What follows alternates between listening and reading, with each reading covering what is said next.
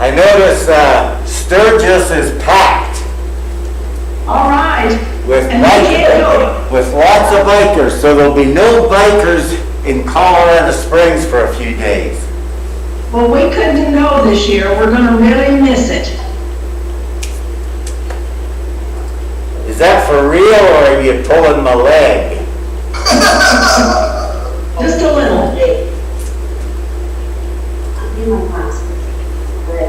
I do still have my motorcycle riding license, though. I renew it every year. Okay, Yep. you still got your leathers? Say again? Have you still got your leathers? So. Terry and Sharon, how's Sharon this week? Oh, I'm very well, thank you. How are you, Gordon? I'm good. This expired in, How was the morning? it expired in 18. I know, well, I can't find, the worker got mine the last, I know, couple of years. And I can't find it in my purse now, unless I got it out in the car. Cause I You can't find your registration. not from, I'm sure. Mom, we bought your plates last year. You I got would them. have got it. I'm just saying, I know, but you. Sorry about that. Good morning. Good morning. Hey Larry, you done on the farm yet? Yo. Tomorrow we leave to go to the farm. All right. Morning, My Brenda. brother that lives in Arkansas told me Thursday that it was, not Cobra, COVID? season had started. Copperhead. Copperheads. So Oh, look yeah. at the farm. Oh, yeah. We have found snakes down at the farm. Yeah, I know. That's why I'm telling you. Yeah. Our Sharon's brother just left there Friday, and Uh-huh. he said they didn't actually see a snake at all. Wow. Yeah, they're all in Washington. Yeah. Well, Some are in Denver. There's a whole nest of them in Denver too. Yeah. And Boulder. I thought about that, but I didn't go there. Oh, I'm fearless. There's a bunch of them in Golden too. Yeah. Yep. Hey Warner, how's Neva? All right. Can you hear me? Yep. Yes. Has she gotten all her results back yet? She hasn't gotten any results back. They said she may never get any results. Oh, Why? Did they tell you why, Werner? Well, sometimes it's just a mystery diagnosis and you'll never find out why. Oh my goodness.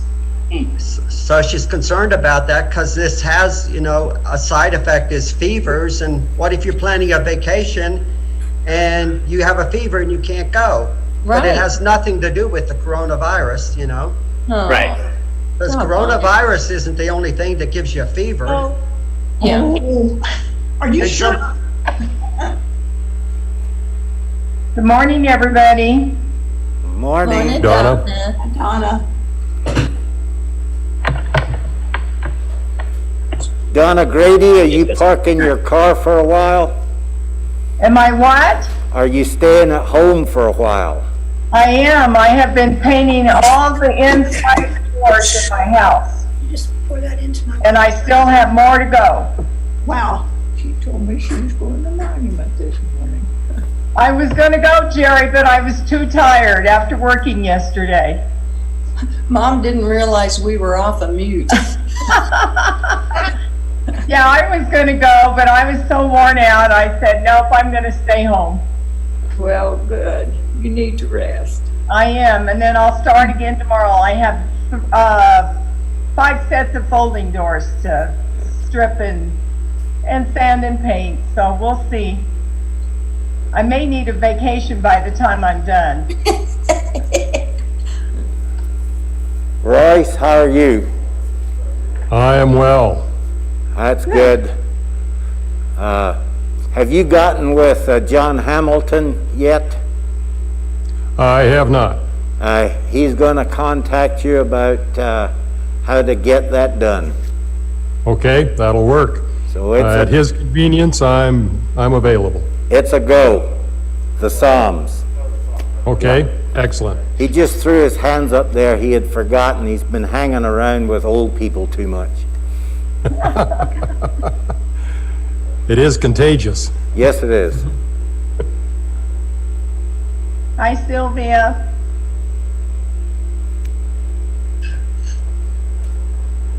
Hey, Linnell, how are you and Trouble doing? Really well, thank you. Good. Is Dick doing better and you're doing okay? Yeah, I'm doing good and he's doing good. We're both all right. Good. Sylvia, hi, Hi, Steve. Sharon.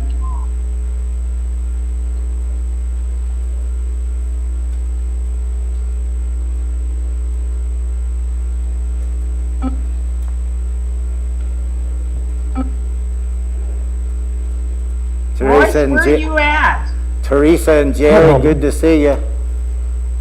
Good to see you, Gordon. Yeah. How's Rob? He's doing well. Tell him we love him. I'll do it.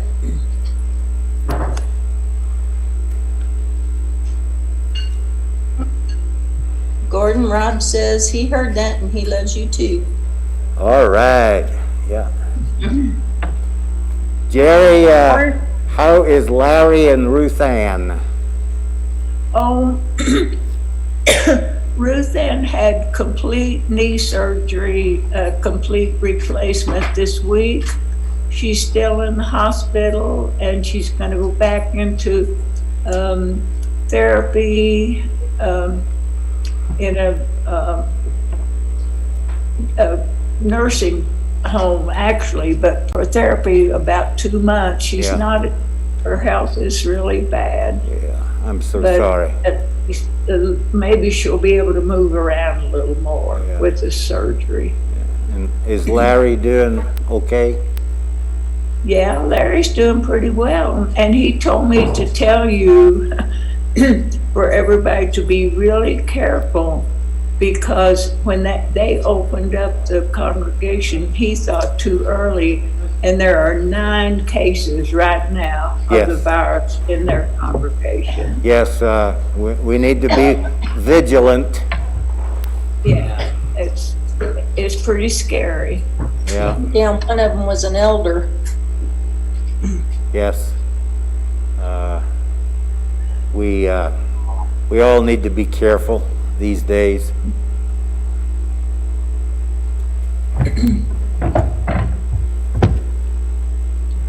Donna? Has Yes. anybody seen Margin Max yet? Yes, her surgery went well, and she will soon start her therapy, or PT, or physical torture. Yes. Didn't know if they were on this morning or not. It's a kitchen. Yeah. Hey, Leo. Good morning, Leo. Leo. Good morning. Leo, are you still on target to go to Tulsa? Yeah, September 10th, though, the house took a little longer there to close, so. I see. So we're still gonna be joining the services here all the way to September, so. Just, I'll be staying at my sister's house for a couple weeks, so. How are the boys? Charlie, come here, say hi. Hi, Charlie. Hi, William, say hi. Where's William? There he is. William Yeah. William Gordon. Shay doing okay? Yeah, wherever she's at. I hear you.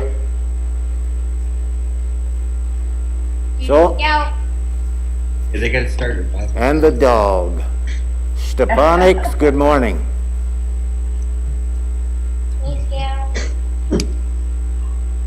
Looks like it's almost time for class.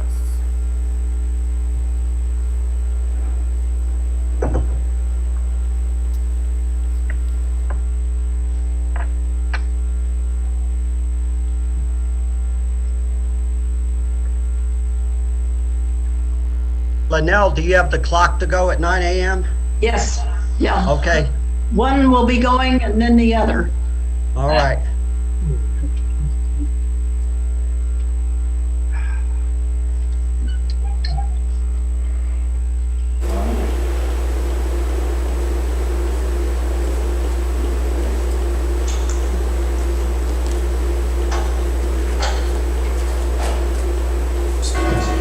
There's the first one.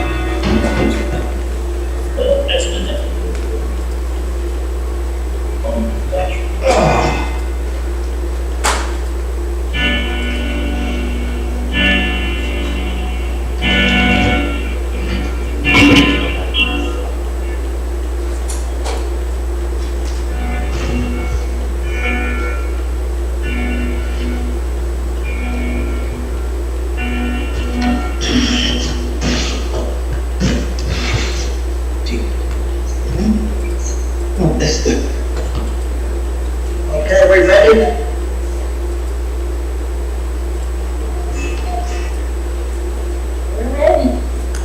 Okay, we're ready to go now, so if you could put your Zoom on mute, unless you have something to say, then we can get started with the class here. We finished the classes on 8 classes on Joseph, and then we had 1 class on Judah and Tamar, which totaled to 9. So we had 4 classes to go. So I thought we'd spend these last 4 classes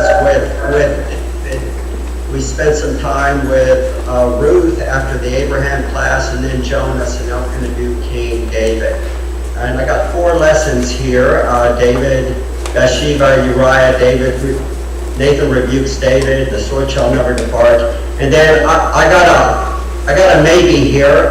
We'll see how long these goes, because these are long classes, and if we don't get finished, I'm going to continue it the following week. We're not just going to end. This one right here is especially a long class, and it's kind of unusual. I've been attending Mountain View since mid-1998, and in that time I know we haven't studied this in the auditorium class. So David, Bathsheba, and Uriah. A lot of times this is just called David and Bathsheba, but if you actually look at the chapter, only 6 verses deal with David and Bathsheba, and 19 verses deal with David and Uriah.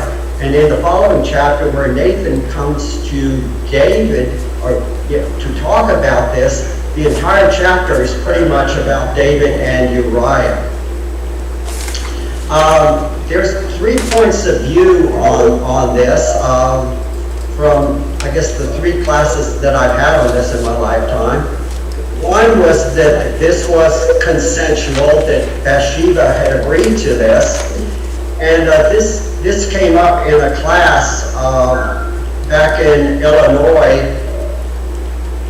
A lot of background noise here that I was taking, and then someone made the point that they thought that this was consensual, that Bathsheba was okay with this, and our teacher was kind of surprised at this and asked how many people in the class agreed with that. And I didn't raise my hand, but I don't know who did because I was sitting up front.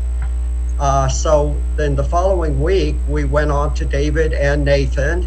And then the following week, rather than continuing, we did David and Bathsheba Revisited. And he went over it again. And our teacher was one of the elders, and he was also an attorney.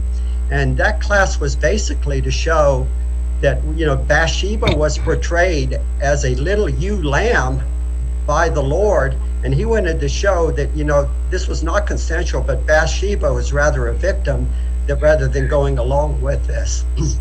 A few years later, we studied this again, different congregation in It was in Albuquerque, and a woman made a comment. She went beyond the consensual, and she thought that Bathsheba actually set this up. She enticed David. She took this bath at a time and place when David was sure to see her. And what she said later really surprised, I think, the class. She said, poor David, he couldn't help himself. Men just have no self-control. And people were like, and the teacher went, okay, let's move on here. And then the third one, that this was, Bathsheba was not a willing participant here, that David took her, not by violence, but David used his position as king to lie with Bathsheba, and there's really nothing that she could do about it. So which of these Bathshebas fits Nathan's parable? In chapter 12, we have four characters in chapter 12. We have a traveler, we have the rich man, the poor man, and a little ewe lamb. Of course, Nathan tells David that you are the man, Uriah is the poor man, and then we have a little ewe lamb, not just a lamb, but a little ewe lamb, perhaps the most innocent of creatures mentioned in the Bible. So which one of these fits the little ewe lamb symbology of Bathsheba? And I think it's this one. It's hard to see a temptress or a woman that consents to adultery as being a little ewe lamb. So this class is based upon this, which is what the teacher of our class did. And I thought that was an excellent class. You could tell the man was an attorney because all the facts here. And I said to myself, wow, I got to teach this class someday. And today is the someday, 28 years later. So thank you for the opportunity to fill my bucket list here. So let's start it with 2 Samuel 11:1. It's the spring of the year, the time when kings go out to battle. And David sent Joab and his servants with him and all Israel. Now, if you were in our Wednesday night class in February, we were studying lessons from the Kings, and Larry Osborne was teaching a class called The Suspicious Mind of King Hanun's Suspicious Mind. And this is a continuation of that battle. I'll summarize it. David, the king of the Ammonites, had died. And David, he had befriended David during the time when Saul was out to kill him. And now he died, and David remembered him, and he sent emissaries to his son, the new king, to give his condolences. But the new king's counselor said, don't believe this. David has sent them to spy out the land. So they treated them roughly. They shaved off half their beards. They cut their robes at the buttocks and then sent them back and totally humiliated them. And then the Ammonites realized, we shouldn't have done this. David's going to be really mad at us. So they hired the Syrians as mercenaries to go to battle with them. And then David and the army fights the Syrians. They defeat them. Winter comes, and then they have to cease the hostilities. It's now spring of the following year. Now the Syrians have been defeated, so David is now going after the Ammonites and attacking their walled city. But David remained in Jerusalem, something he hadn't done the previous year. He did fight the previous year. So here's a but here, one of those but words here. And interesting, the 2 Samuel, one of the only books in the Bible, I think, has the but bookends, where both the first and last verse of the Bible, the last sentence of the first verse, the last sentence of the last verse, start with but. But David remained in Jerusalem, but the thing David did displeased the Lord. So that's kind of interesting. A but at the beginning and a but at the end. So, but where was David expected to be? The troops are out to battle. Remember back when Israel wanted a king, they asked Samuel for a king. Why did they want a king? We want to be like other nations. We want our king. We want to have a king to govern, to lead us. We want to have a king to go out before us and fight our battles. So they expected David to be out there, but for some reason he didn't go. So why does he stay at home? Some of the reasons given: perhaps avoid embarrassment if the campaign is unsuccessful. This was not a campaign that God said go out and do this. This is essentially a campaign to save honor. They had insulted the emissaries of David, and then they hired Syrian mercenaries. Rabbah is a walled city, and the siege will likely be lengthy. They can't just march around the city 7 times and the walls are going to fall down. They're going to have to starve them out. This might take the entire summertime to do this. Perhaps David's age, strength, but as I said, the previous year when they were fighting the Syrians, David did go out against them, and he killed the Syrians, 700 chariots. So he did go out the year before. But what about the age and strength? We know later on, this is 2 Samuel 21, David does get a bit too old. They're fighting the Philistines again. The Philistines are still around, and David is going out against the Philistines, and he's showing his age here. He's growing weary, and one of the Philistines, who was one of the giants, perhaps a relative of Goliath, he had a big spear, and he has his goal to kill David. He wants to kill David, the man who killed Goliath. He wants to get rid of him. And then one of the Jews, Abishai, has to come to David's aid. He attacks the Philistine and kills him. And after that, David's men says, "You're no longer going to go out with us to battle, lest you quench the lamp of Israel." So here's one of names for David, the lamp of Israel. So let's look at this Ammonite campaign. Where they're fighting is over here. This is Rabbah, the city, the headquarters of the Ammonites, and it is a walled city. And then Jerusalem is here, and it's about 50 miles away. They're on the other side of the Jordan. So verse 2, it happened late one afternoon when David arose from his couch and was walking on the roof of the king's house, that he saw from the roof a woman bathing, and the woman was very beautiful. Now, I was reading this verse, and I hadn't read this in quite a while, and something just didn't seem right about this verse. Something didn't seem right. So I went back and looked at some other versions, and then it seemed right. It happened one evening when David arose from his bed. That's what I remember reading, and I went back. My previous Bibles, if you're like me, you started King James Version, then I went New American Standard, then I went to NIV, and then ESV. The King James, New American Standard, NIV, all have this happening in the evening, and that's what I remembered. Does it make a difference? It absolutely does make a difference, and we'll see later why it should be evening and not late afternoon. So he was walking on the roof, and then he sees from the roof this woman bathing, and the woman was very beautiful. So we're told a couple of things. David is walking on the roof of the house, evening. He sees from the roof a woman bathing, and aspect of the woman, she was very beautiful. So why does the narrator mention the bathing? Why is David walking on the roof? Okay, let's look at this first one here. And to do that, we're going to look at kings, pharaohs, and their women.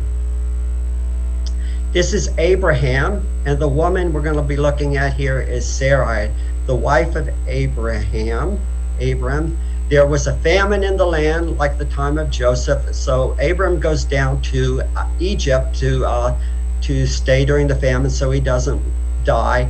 And his wife Sarah was very beautiful, and when the princes of the king of Pharaoh see her, they praised her, and the woman was taken into Pharaoh's house.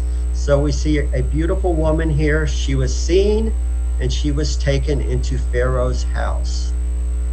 Let's move on to Rebecca. She was a young woman. She was very attractive. She becomes the wife of Isaac. Again, there's a famine in the land. Isaac is specifically told not to go to Egypt, so he settles in the area of the Philistines in Gerar, and he has that same issue where he tells people that his wife is his sister. And again, Rebecca was very attractive in appearance. But after a time, the king notices that Isaac is caressing Rebecca and says, aha, she's not your sister, she is your wife. So he calls him to account here, says, how could you say she's my sister? Isaac says, because I thought lest I die. Then Abimelech says, one of the people might easily have lain with your wife. Why? Whoa, why? Well, they thought she was available and she was very beautiful. Now let's move on to Tamar. She is a daughter of David. Absalom, David's son, had a beautiful sister. So another beautiful woman, whose name was Tamar. And after a time, her half-brother, Amnon, David's son, loved her. So Amnon was David's oldest son, and he's the crown prince. He's expected to rule after David. And he has a problem here where he falls in love with his beautiful half-sister. Now, this is a relationship which was forbidden under the law, and there's nothing he couldn't do. He couldn't have her. He couldn't get her alone. So one of his friends noticed he's got a problem. He says, what's wrong? And he said, well, I'm in love with Tamar and I can't have her. And he says, tell you what you do. You tell your father, the king, that you're sick and you want her to come and take care of you and feed you and bring you some food. So that's what he does. So Tamar brings him the food into his chamber. And then Tamar, she takes the cakes that she made and brought him into the chamber. But when she brought them to him to eat, he took hold of her and he said, come lie with me, my sister. And Amnon ends up raping Tamar. Now we go to Abishag. Now Tamar and Abishag, we'll look at them in more detail 2 weeks from now. David's getting old now, and he can't keep warm. He can't keep himself warm in bed. I guess they don't have any hot water bottles or anything like that. So his servant says to him, let a young woman be sought for the Lord the king, and let her wait on the king and be in his service. Let her lie in your arms, that my lord the king may be warm. So essentially, this young woman they're going to search for is going to be serving the purpose of like a hot water bottle for the king to keep him warm. So they sought for a beautiful young woman throughout the territory, and they found Abishag, the Shunammite, and brought her to the king. The young woman was very beautiful, and she was in the service to the king and attended him, but the king knew her not. So they got a problem. They need the king warm, and of course this is a job demeaning, and you can't expect one of David's wives to do this. So they search for a young woman. They search for a beautiful young woman, and they search for a very beautiful young woman to handle this duty here, because it's quite obvious that an average-looking middle-aged woman could not keep the king warm. So now we're going to move to Vashti. Of course, she's queen of Persia, and the king Ahasuerus is throwing this banquet here, and he wants to show off Vashti, who is the queen, who is essentially his trophy wife here, and he there in order to show the peoples and the princes her beauty, for she was lovely to look at. So another queen that's lovely to look at. She refuses to come, so this causes a scandal, and the king's advisor says, well, get rid of her and let's find another woman to take her place. So there's searches on to find another woman to take Vashti's place, and of course Vashti was lovely to look at, so we need another queen that's lovely to look at. So they're searching for her. They have an order to find all the lovely women of the land. They bring them together in Susa, and Esther was taken into the king's palace. No mention of whether or not she volunteered to do this, but they rounded her up, and then she was brought there, and she eventually becomes the new queen. So what do all these women have in common? This was really a class when I worked on it in February. I was really planning on teaching this. I'm really sorry we can't have this, in class. They were all beautiful. They were all very beautiful. Did any of them do anything towards being taken? No. No, they were just taken. They saw them. They were beautiful. Now here's our verse here. One afternoon, David arose from his couch and was walking on the roof. That he saw from the roof a woman bathing, and the woman was very beautiful. So he's walking from his couch on the roof of the king's house. Let me tell you, why was David up there walking? Okay, well, keep in mind, the troops are off to war. They left in springtime. Likely this is summer. It's a hot summer day. David, just sleeping there, hot, windy. Sunset comes. Jerusalem, a high arid climate. It's sort of like here, it's hot in the day, but as soon as the sun goes down, it gets cool. So the sun has set, the winds have died down, and that's why he's out for a walk on the roof.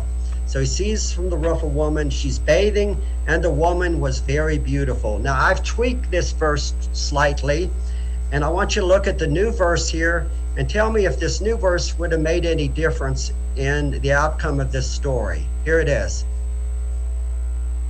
I'll let you look at that. Yeah, that would make a difference. You think David would have found out about her? No. Continued his walk probably? Yeah, I don't think it was so much the bathing. We're going to look at that later, but the woman was beautiful. He could have David could have taken a walk, and he saw from the roof a woman who was watering her garden, and the woman was beautiful. I think the same outcome would have happened no matter what she was doing. The fact wasn't that she was bathing, it was that she was beautiful. And the word here, bathing, is also the same word as washing. We don't need to assume that she was in a bathtub. She wasn't doing a Calgon take me away bath or anything like that. She was just washing. This was a ritual washing. So let's look at the location here. This is the Millo was a terrace construction on a steep slope on which houses were built. So we got David up here. Here's little David's house up here. He's up on this roof here. And Bathsheba, she would be in here someplace. He would see Bathsheba right in here, so he can look down upon her, see what she's doing. Now this isn't a very attractive picture, so try not to get carried away, but here is Positano, Italy. Isn't this beautiful? So imagine David, he's up here, and Bathsheba is down here someplace taking a bath. So here's a picture, if you can imagine like this. And one of the authors of one of the articles I was looking at said he lived in a place like this where he was up here and there were houses down below him. And he says there's a general rule of thumb here where it's quite okay. If you want to look out at the beauty of the vistas, go ahead and do that. But it was quite impolite to be looking down and spying on what your neighbors were doing. So David sent and inquired about the woman, and one said, "Is not this Bathsheba, the daughter of Eliam, the wife of Uriah the Hittite?" So he sees this woman, he gets somebody, they say, "Who is this woman down here?" And one person knows, and he tells them about the woman, who she is. So let's break this down. Is not this Bathsheba? Okay, she's Bathsheba's, that's fine. The daughter of Eliam? Okay, fine. The wife of, what should that line tell you? The wife of. She's taken. A stop sign, right? She's married. Enough, David. Continue your walk. Continue your walk. Or if you're in a romantic mood, hey, you've got 7 wives. You've got concubines. Leave her alone. She's the wife of Uriah the Hittite. Does that mean anything? Double stop sign. She's married, and you know her husband. That could get quite awkward here. Bathsheba, let's look at her. Look at Bathsheba. She's the wife of Uriah the Hittite. The name Uriah means Jehovah is light. So there's a possibility that even though Uriah is a Hittite, he might be a proselyte Jew. He's one of David's 30 mighty men. Now, these mighty men who were with David before he was king. They were with David when Saul was trying to take his life. So this is a man that David had known for a long time, and he's currently away from home, serving under Joab in the Ammonite campaign. So he can't be there to protect his wife. Bathsheba is the daughter of Eliam, the son of Ahithophel. Now, Eliam is also one of David's 30 mighty men. He's mentioned in 2 Samuel 23. So Eliam, could be possible that he is also with Joab on this Ammonite campaign. And since Eliam is the son of Ahithophel, that would make Bathsheba the granddaughter of Ahithophel, and Ahithophel is David's counselor. So this woman has connections to David. Bathsheba, she is the wife, the daughter, and the granddaughter of associates of David. So this is a woman he definitely should be staying away from, with all the connections she has to people who are friends or associates of David. So let's look at one of the commandments here. Remember the commandments of the Lord to teach them not to follow after your own heart, not to follow after your own eyes. And David saw a beautiful woman and he wanted her. One of David's descendants, Jesus, the Lord, said, I say to you, everyone who looks at a woman with lustful intent, which is clearly what David had done here, has already committed adultery with her in his heart. So what does David do? Realizing that, who this woman was, that she was the wife of a man that he's known for a long time, who had helped defend him when Saul was trying to take his life, and who was away right now. He doesn't let that bother him in taking this woman. So David sent messengers and took her. So how many messengers does it take to get her? Clearly, they have instructions to go get her. If he sends just one messenger, she might say no, she might not come, but he's sending multiple messengers. It's clear here that he wants her.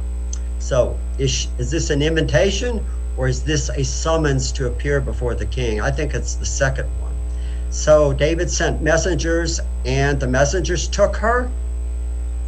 No, David took her. The verb here is third person singular, not plural. So it's not.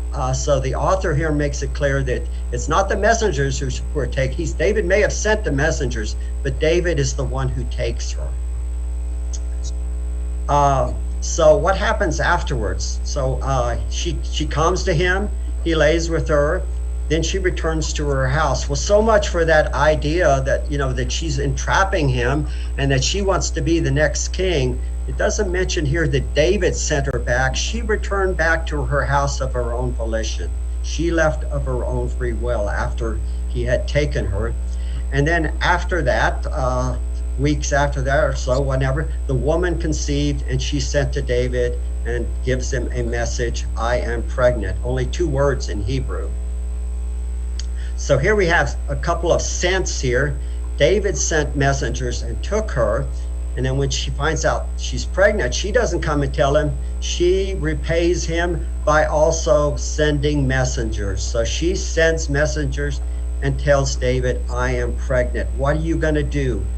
You got me in this position here. If you don't help me, I'm going to be stoned to death as an adulteress if you don't help me here. Finally, she came to him. He sends the messengers. He takes her. She came to him. Now, believe it or not, she came to him is what many people use. Those who think that this was consensual, the fact that she came to him may imply that Bathsheba consented to lie with him. Now, the author of this is the New International Commentary of the Old Testament. The author of this doesn't saying this for himself, but he gives this as the reason that many people use to imply that Bathsheba consented to lie with David. But if you think about it, did she really have a choice? You know, they're sending these messengers to get her. She could ask the messengers, well, what's wrong? Why do I need to go see the king? And we're not going to tell you. We can't tell you. So she knows her husband is serving in Joab's army. She's probably thinking, oh no, my husband has died and he's going to give me the bad news. So she's probably worrying, why am I coming to the king? And then we also ask, what happened to Queen Vashti when she didn't come when summoned? You know, she lost her position. So when the king summons you, you come to him. That doesn't necessarily mean that you want to come to him. So David here is clearly taking all the initiatives. The troops are out in this campaign, in this siege of Rabbah, but David, who was out there with them the previous year, decides to stay in Jerusalem. David sees a beautiful woman. He goes on this walk. David sends and inquires about this beautiful woman. Even though he knows this beautiful woman is married and she is married to someone he knows, David sends messengers to get her. David takes Bathsheba, and finally David lays with Bathsheba. The only initiative that Bathsheba was shown as taking as she went home after it was over. Now, we hadn't talked about this. Why is this parenthetical here in the midst of this verse? We got all the action here. David sends messengers. David takes her. She comes to him. He lays with her. Now that we got this parenthetical that she had been purifying herself from her uncleanness. Why mention this? Its purpose is to inform the reader that Bathsheba was clearly not pregnant at the time when she comes to David, when she's summoned, since she had just purified herself from her uncleanness.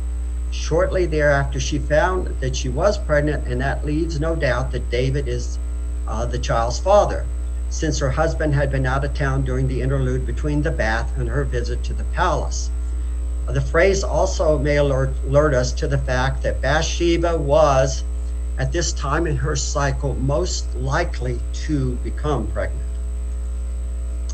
But is there anything else? What about the time of the bathing? Some say, well, she did it at this time because she knew that David would be up walking, and she will be taking this to make sure that David sees her.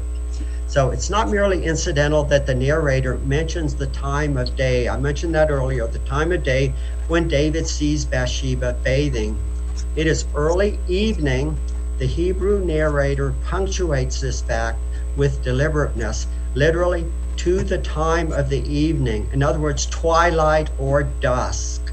It's that time between the sun going down and dusk setting in. It's about a 30-minute period. 2 Samuel 11:4 makes clear that the purpose of Bathsheba's bathing, she is engaging in ritual washing. As I said, the word there can be either taken as washing or bathing, purifying herself from the ritual impurity incurred during her monthly period, and as required in Leviticus chapter 15, verses 19 and 28. According to the Levitical legislation there in Leviticus, a woman was in her impurity for 7 days, and the counting of the days ended in the evening at sunset, the biblical beginning of the next day. So this was at sunset, the sun has gone down, you know, that sweltering heat is going away. So that's why David is up walking, and that's why she's doing this bathing now. Therefore, the evening right after sunset would be the expected time for a woman to engage in this ritual washing. There's no hint of a deliberate ploy on the part of Bathsheba recorded in this part of the narrative. And keep in mind, we're jumping ahead, but in the next chapter, Bathsheba is going to be portrayed, you know, as an innocent little ewe lamb. Rather, while Bathsheba was seeking to faithfully discharge the requirements of the law of Torah regarding prescribed ceremonial washing from ritual uncleanness, David was lustfully watching her. You know, in classes I've heard people claim, well, Bathsheba did all this, Bathsheba did all this, but no one ever seemed to criticize David, you know, for watching her. Okay, you see her doing this, move on. This is nothing probably that David hasn't seen before from the location he had. Okay, since no Israelite house at this time had running water, bathing was often performed privately in the enclosed courtyard that was a part of many Israelite houses. Or it may have been done openly near the city's public water source. What? Open bathing during the city's public water source? Oh, that sounds strange.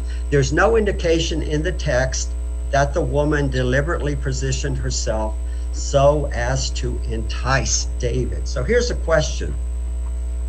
Did Bathsheba even know that David was home?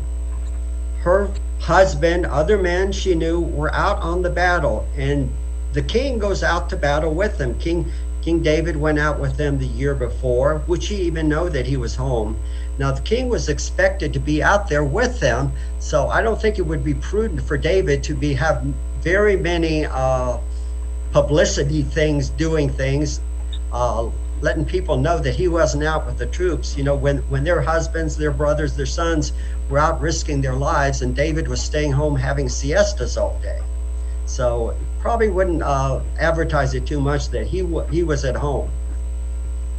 So let's look at this again here. We saw this before. David is up here. Bathsheba was down here. So she's here. This is where she has to go to get her water for her bathing. She's up here. This is the platform for drawing water. It's a pool from the Gihon Springs. So she has to go all the way down here, down this way, through the gate here, down the stairs here to get her water. So assume she's getting the water in like a 3-gallon pail or something. You know, that's 25 pounds here. If she's filling up a bathtub, you know, how many trips is she going to make to get that water here? And if as some say, she's got that bathtub on the roof, she's carrying the water here, then she's carrying it up to the roof. Keep in mind, Uriah was a poor man. They did not have servants. So likely this was more like a basin and a sponge bath, and not a, she did not have a 30-gallon bathtub here. Keep in mind also that the women during the 40 years in the desert, they were also doing this purification washing, and I don't think there were very many bathtubs out in the desert. I don't think they carried bathtubs from Egypt so that they could take baths out there in the desert. Okay, so public, doing her washing in public, mentioned that doesn't sound likely, but here's the Ephesus public latrine. This is from the 2nd century AD, so this is 11 centuries later. And the author mentions here that it is apparent that the need of privacy amongst the residents, that they did not care. This is apparent lack of need of for privacy against the residents amongst. I can't even read. Let me start over. One of the perhaps more surprising things we learned from visiting buildings like this in Ephesus is the apparent lack of need for privacy amongst the residents of the ancient world. So here's the latrines here. There's no stalls here. There's no walls. There's no roof. You know, you got to let the light in. You got to have a breeze here. But if you want to go to the restroom there, this is where you go, men and women. So David sent word to Joab. So David's got to handle this. Bathsheba said she's got a problem here. He could have said, well, why tell me? I don't know you. Or, you know, he could have gotten rid of her himself. Rather than getting rid of Uriah, he could have gotten rid of Bathsheba. So David sends word to his general, Joab, send me Uriah the Hittite. And Joab sent Uriah to David. When Uriah came to him, so we have, David sends for Uriah. Uriah came to him. So does this mean that Uriah wants to have a romantic relationship with David because he came to him? Of course not. When the king calls for you, you come to him. You know, this doesn't mean any more than when Bathsheba came to David. So Joab sends Uriah to David. Uriah's probably asking Joab, what's going on? Why does he want me? I don't know. So Uriah's going back, making that 50-mile trip. He's probably worried something happened to Bathsheba. You know, has my wife died? Is she sick? So he's got to make that 50-mile trip, wondering why is he being sent back. So he gets back and he goes to see David. So he's probably surprised when David questions. So David asks how Joab was doing, how the people were doing, and how the war was going. That's got to be strange questions for Uriah, because he knows there are envoys going back and forth, maybe daily or weekly, providing David with the status of the war. Why is he asked to do something that David's getting anyway? So this happens, and then so David says to Uriah, go down to your house and wash your feet. And when Uriah went out of the king's house, there followed him a present from the king. So go down to your house. We've already seen how David's house is up high, and Uriah, that would be going down to your house. And wash your feet. Well, what is wrong with his feet? Is he coming to David with dirty feet? You know, is he coming from the dust of the field? We studied a few weeks ago how when Pharaoh called Joseph to interpret the dream, before Pharaoh got to go to Joseph, Joseph had to wash himself. He had to shave. He put on clean clothes before he got to see the king. You know, is Uriah going to the king with dirty feet? Probably not. He got his, there's a guardhouse outside the king's palace. I'm sure they would have gotten him fit to see the king. This wash your feet here is actually a euphemism, which means essentially go to your house, you know, and lie with your wife, have sex with your wife. In the Old Testament, several times, feet or foot is actually a euphemism for a person's private parts, both male and female. So wash your feet was a figure of speech, which is a euphemism for go and lie with your wife. Go home, go to your house and lie with your wife. But Uriah doesn't do that. So Uriah went out of the king's house, and there followed him a present from the king, most likely food and wine. Go home, you know, treat your wife to a fine meal, have some wine, you know, get relaxed. But here's another but. But Uriah slept at the door of the king's house, and instead of going in with the servants of the Lord, and did not go down to his house. So why would he do that? So he actually slept at the door. Well, we find out from 1 Kings 14 that there was a guardhouse at the door of the house. King Rehoboam made in their place shields of bronze. This is after the temple was looted, and they took all the valuable pieces and committed them to the hands of the officers of the guard who kept the door of the king's house. And as often as the king went into the house of the Lord, the guard carried them and brought them back to the guard room. So there was a guard room at the door to the king's house, and this is where Uriah spent the night. Rather than going home to his wife, he spent the night with his fellow soldiers at the guard room, and I'm sure they also would have made sure that he was in decent shape to visit the king, and he did not go visit the king with dirty feet.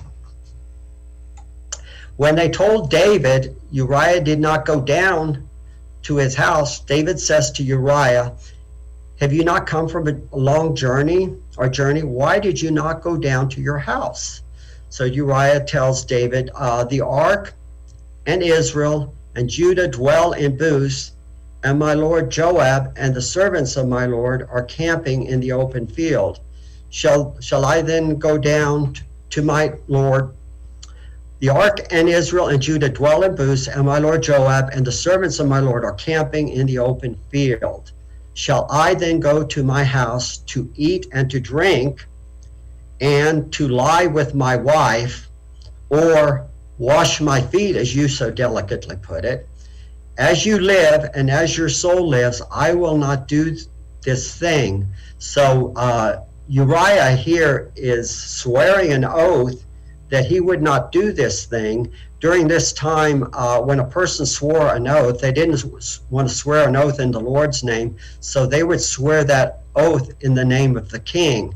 And since David is the king, he's saying, as you, King David, live, and as your soul, King David, lives, I will not do this thing. So he's swearing an oath.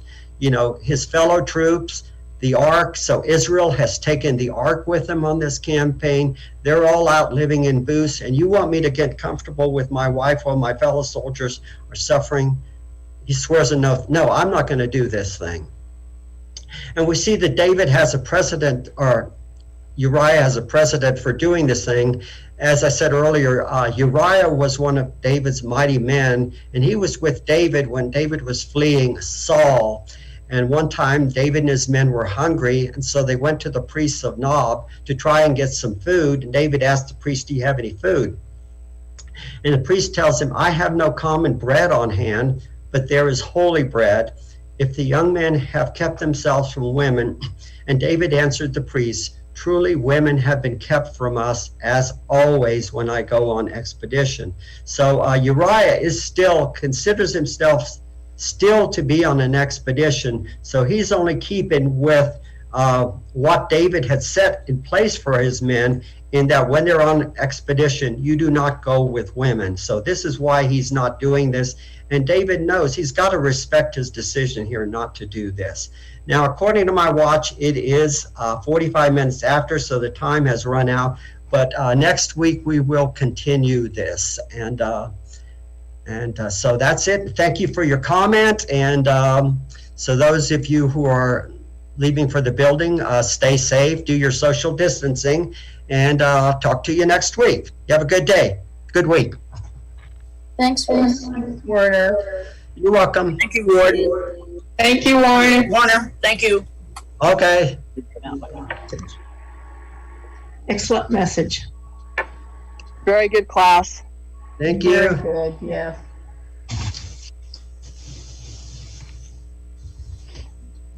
Okay, there I go. Stop sharing. I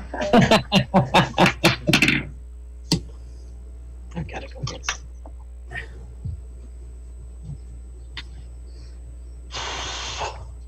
Take your gun. Yeah. Now people are going, people that wants to now, they're going over to the church building to get ready for church there. But we're going to stay here and have church on Zoom.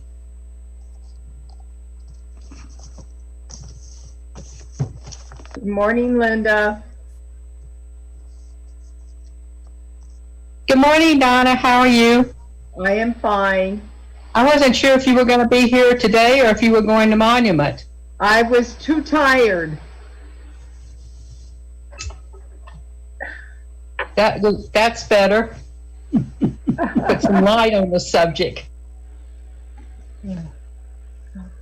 Are you going to do doors again today?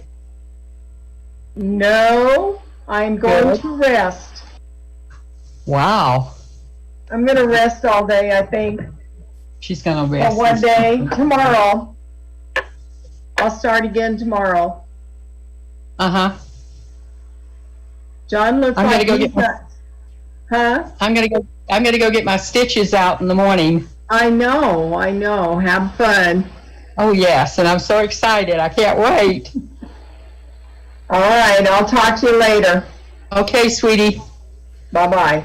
Bye-bye, hun. You won't hear me? I'm not sure if I'm unmuted or not. Hello?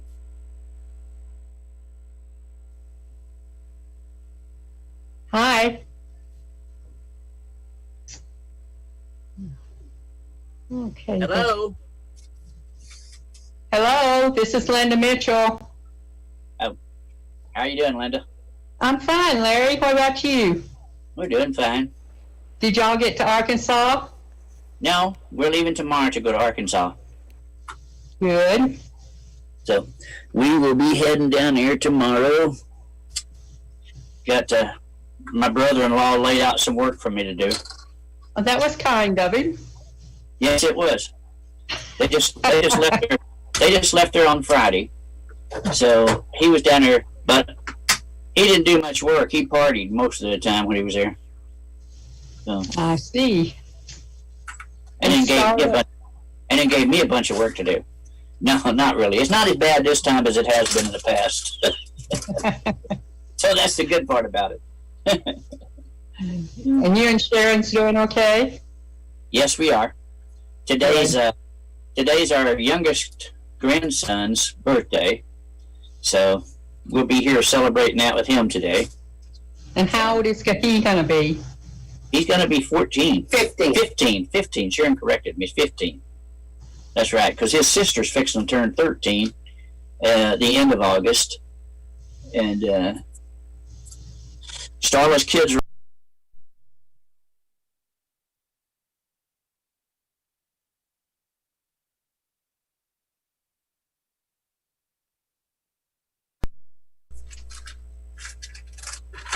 Does it make you feel any older that they're growing up and y'all aren't?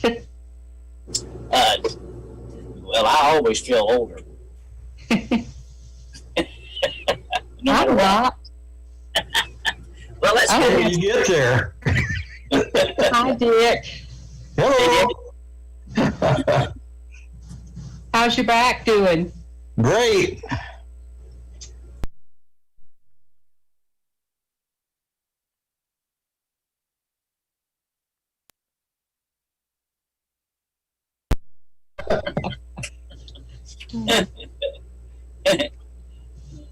Did you get the lawnmower back? Not yet. They haven't called. Yeah. As soon as they do, I'll get it back and see if I can do some haying or something. Oh, yeah. Mm. It's funny anymore how these people, oh, yeah, just bring it on down, you know. We'll get to it tomorrow or the next day. That's the same thing that happened in my motorhome before I left. I had like 2 weeks left. Oh, bring it down. We'll get to you either, you know, tomorrow or the next day. Well, it was a week later. Right. And that was with me calling because I was beginning to get concerned they wouldn't even want to get it done. Yeah. I asked him when I took it over how long it would be, and he said, well, probably at least a week. Yeah.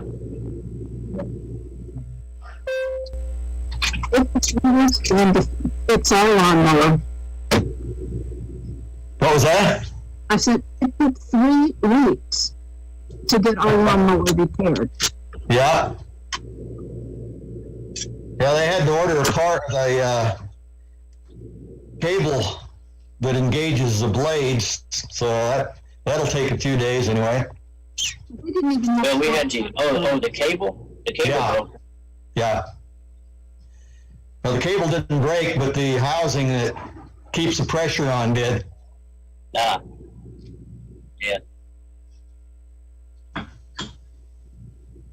That lawnmower's getting fairly old by now, isn't it?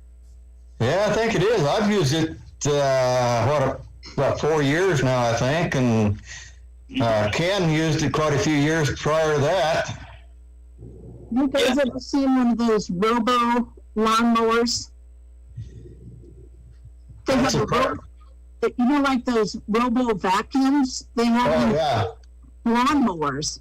The place that we took our lawnmower is down off of Galley and Powers, on the road where the Harding Nursery is. Anyway, At Aspen? Could be. They're Husqvarna dealers. Yeah. Anyway, I went down there one time and they had this little robot lawnmower mowing the lawn. And they're calling him Wally. Oh, well. Very expensive, though, of course. Oh, no. Yeah, that's good. I wanted to tell Hey, Larry, did the guy from the wall ever come around? from where? Yeah, they came and fixed it before I left. Oh, good. So yeah, I was down there on a Thursday with them, and and I think we left next Tuesday. So Yeah, I believe so. Yeah, they were. They came down, pulled the well, or pulled the pump up, and what it was is that the reason that when I turned that one switch off, and it quit coming up out of there, it was because I actually turned the other pump off on the northeast side. Yeah. Okay. What it was is that pump, both those pumps now, they feed into the same system, or where the water supply goes, to actually do the irrigation. So what it was is it was feeding back into that, and the check valve was out. So what was happening was all the water was feeding back in through there and then blowing it up out of there. Wow. Because the check valve was bad. And it took him for a little bit to figure it out. And he said, I can go ahead and pull the pump. And I said, well, how long does that take? Oh, not about an hour, or something like that. And so I said, let's do it. Because he said, I can't tell. It doesn't, I can't find anything wrong. Yeah. So the only thing I can think that it might be would be the check valve. And so I said, well, let's go ahead and do it, And sure enough, when they pulled it, they figured out it was a check valve, because all the water then run back out of the pump. Yeah. Instead of staying where it was supposed to. Right. So they put a new check Well, valve. at least it's fixed. And that didn't take very long at all to put a new check valve on. So they put a new check valve on, and when I left, it was working fine. Yeah, it's still, as far as I know, it's still working. Yeah. It wasn't as bad as what I thought it might have been. Yeah. As far as cost goes, wasn't that bad at all. Right. But it's Barnhart Pumps. Yeah. And he was telling me how. Yeah, I remember that. Yeah, they worked on it many times, he said.